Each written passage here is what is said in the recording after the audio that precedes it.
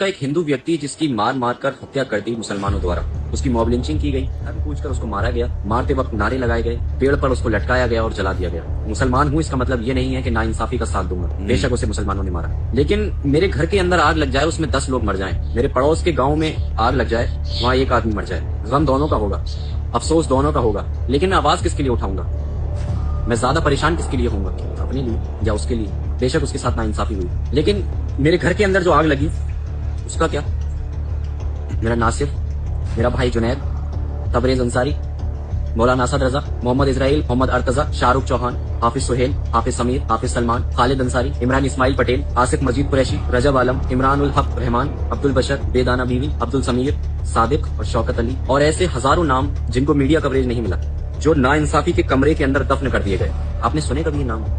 कभी किसी क्रिएटर को, सोशल मीडिया इन्फ्लुएंसर को इनके लिए इंसाफ के बारे में बात करते हुए देखा? बेशक जो बांग्लादेश के अंदर हुआ वो सही नहीं हुआ, उनको उनकी सजा मिलनी चाहिए। अगर कोई इस्लाम का नाम लेकर गलत काम करेगा, इसका मतलब ये नहीं है कि उस चीज की इजाजत इस्लाम ने दी है। कभी ना इंसाफी की इजाजत इस्लाम नहीं देता, किसी की जान लेने की इजाजत इस्लाम नहीं देता। जिहाद को लोग बदनाम करते हैं, क्या मतलब होता है जिहाद का? तुम अपनी नफ्स के ऊपर कंट्रोल कर लो, ये जिहाद है। तुम अपनी गैर जरूरी ख्वाहिशात को खत्म कर दो, ये जिहाद है। तुम अपने गुनाहों से अपने कदमों को पीछे हटा लो, ये जिहाद है। ये होता है जिहाद। किसी का गला काटना जिहाद नहीं होता, या किसी को पेड़ पर लटका कर उसकी हत्या कर देना, उसको जला देना जिहाद नहीं होता। और अगर कोई ऐसा करता है, उसको जिहाद का नाम देता है, वो मुसलमान हो ही नहीं सकता। तो कौन इन लोगों का इंसाफ दिलवाएगा? तबरेज अंसारी को इंसाफ मिल गया क्या? बिल्किस बानो को इंसाफ मिल गया क्या? बिल्किस बानो के बलात्कारियों को जब जेल से निकाला गया तो उनकी माला डालकर, उनके गले में माला डालकर उनका स्वागत किया गया। ये इंसाफ की बात करते हो तुम मुझे सिखाओगे कि मैं हिंदुस्तानी हूँ कि नहीं? तुम मुझसे सबूत मांगते हो? ये कुछ फाड़े के टट्टू, नफरती चिंटू देश के अंदर नफरत फैलाते हैं, हिंदुओं को, मुसलमानों को आपस में लड़ाने का काम करते हैं, उनके दिलों के अंदर नफरत पैदा करते हैं, और लोग सर्टिफिकेट मांगते हैं हमसे हिंदुस्तानी होने का।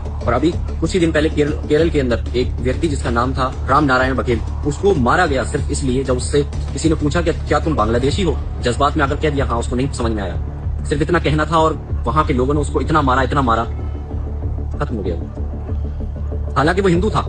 अगर देश के अंदर हिंदू मर जाए बांग्लादेशी, किसी को कोई फर्क नहीं पड़ता। विदेश के अंदर कोई बांग्लादेशी हिंदू मर जाए तो इतना बड़ा बवाल। अगर तुम खुद अपने हाथों से किसी बांग्लादेशी को मार दो, हालांकि वो बांग्लादेशी नहीं था, वो हिंदुस्तानी ही था, लेकिन उसके ऊपर सिर्फ इल्जाम था कि वो बांग्लादेशी है, उसको मार दिया गया।